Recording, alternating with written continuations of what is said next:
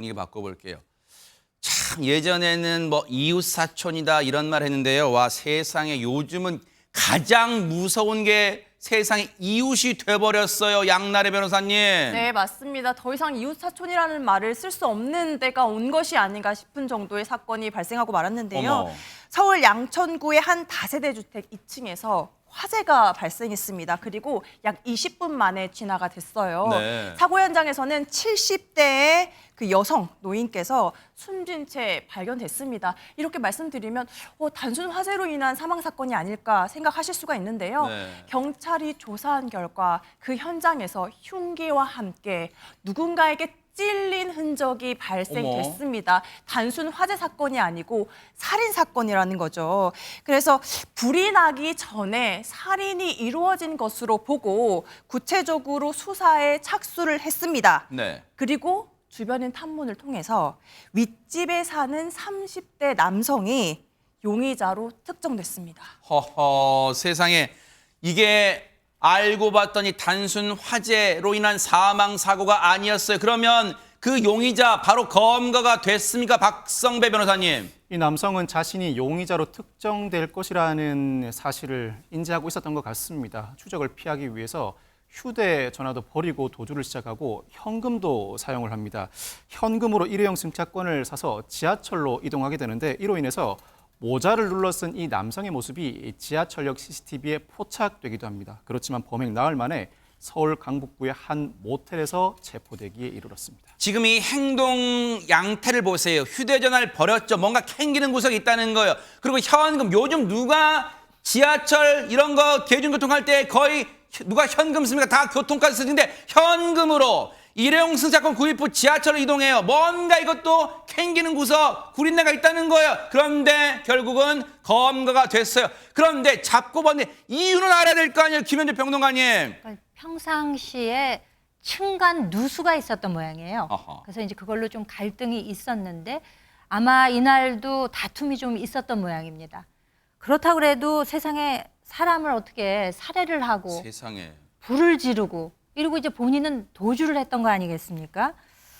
참 인면수심이다 뭐 이런 생각이 드는데 네. 영장 심사를 받았는 모양이에요. 아하. 그리고 나서 나오니까 이제 취재진들이 뭐 여러 가지를 물어봤겠죠. 네. 그러니까 이제 뭐라고 대답을 했는 거 아니? 자이든 타이든 사고로 일어난 일이다. 이렇게 얘기를 했다는 거예요. 빨리 수습을 못해서 죄송하다. 사고로 일어났다고 얘기를 아마 한 모양입니다. 불을 그럼 왜 질렀느냐? 이렇게 물어보니까 이 남성 너무 무서워서 그랬다라고 대답을 했다고 합니다. 요즘요. 너무 기가 찬 게요. 입에서 나오면 다 말인 줄 아는 사람이 이 사람도 아니죠. 그런 인간들이 너무 많아요.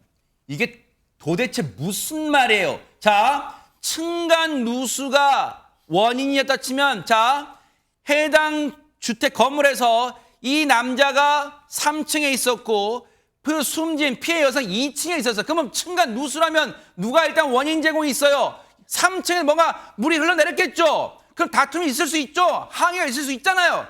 정말로 그 과정에서 일어난 일이라면 세상에 보세요. 박성배 변호사님.